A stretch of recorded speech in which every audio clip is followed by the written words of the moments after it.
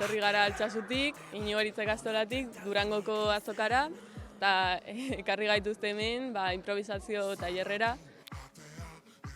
Ongi etorri gure zirkura!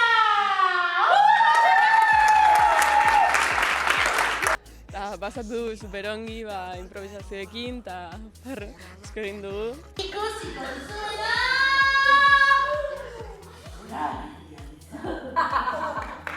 Alde batetik marlabat.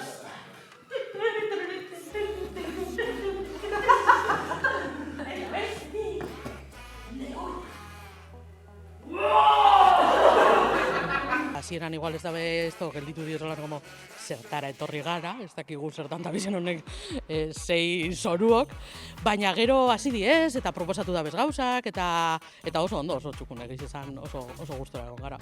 Lagun batek emandako ideia erabili dut, emateko esaldi bezala pertsonatek bi errinozeronte harrapatu dituela, eta gero esaldi batean ere okinaren lanbidea, hola pixka gauza zailtzeko.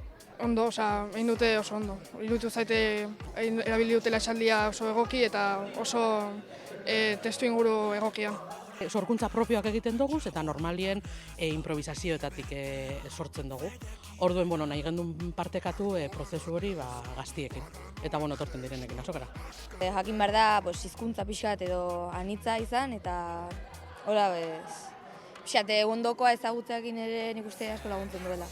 Ikasi ez dakit momentuakin farrak bota eta pertsonaiak ere eneko divertigarriak izan dira. Sortze aldera edo eurek eskolan edo klasien nahi badabe zer sortu, improvisazioetatik ikastea oso interesgarria da.